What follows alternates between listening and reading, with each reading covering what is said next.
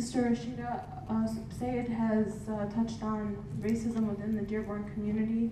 Do you have anything you'd like to add to that discussion about racism in our immediate community? Yeah. I mean, one of the things that I've been always teaching my children, alhamdulillah, we're in Southwest Detroit where there's 20 different ethnicities. Majority is Latino, but my children go to a school that's predominantly African American. And anytime my son hears about people saying something about black people or Latinos, he's like, it's haram.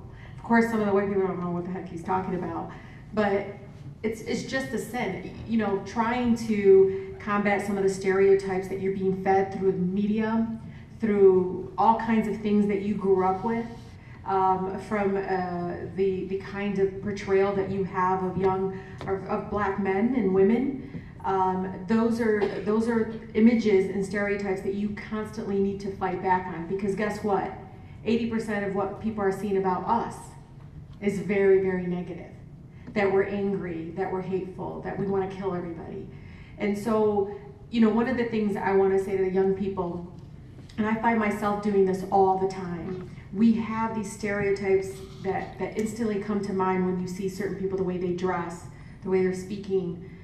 You have to fight it, because if you don't, then you fall into the trap of treating them lesser because you think that they're in a certain category that you think deserves some sort of less treatment. And those are the things that you have to consistently be fighting back and teach yourself, almost condition yourself to do it consistently. Alhamdulillah, even when I was going door to door and I would see certain people, and I would just, and it was really wonderful to hear someone say, no, I actually grew up on a farm in the South and we came here and this, and it's just learning about their human struggle and their stories. It reminded my family in Palestine and connection. And I shared it. I said, oh, my husband grew up on a farm in Palestine, so did my mother. And you know, trying to kind of have that human contact, a human relationship. What's really disappointing, I think, you know, what I see on social media, especially around some of the violence that's happening towards our community and also towards African Americans and brown people in general across this country. What I honestly see is like the woman who wore the American flag hijab and all those. Did you guys see that? The comments that were made, like put her hair, you know, put her on fire and everything. And then you go to the Dearborn community page and you see the same kind of comments about African Americans. And to me, I don't see any difference at all.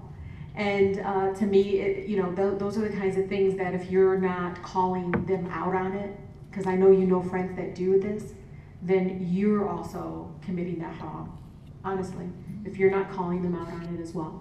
I do it all the time, because, you know, look at me and everything they're thinking, they can say something about black people, and I snap. And I tell them, really? You know, and just go off on them, of course. But I mean, I don't know if that's the approach, but you may be a little bit calmer than I am.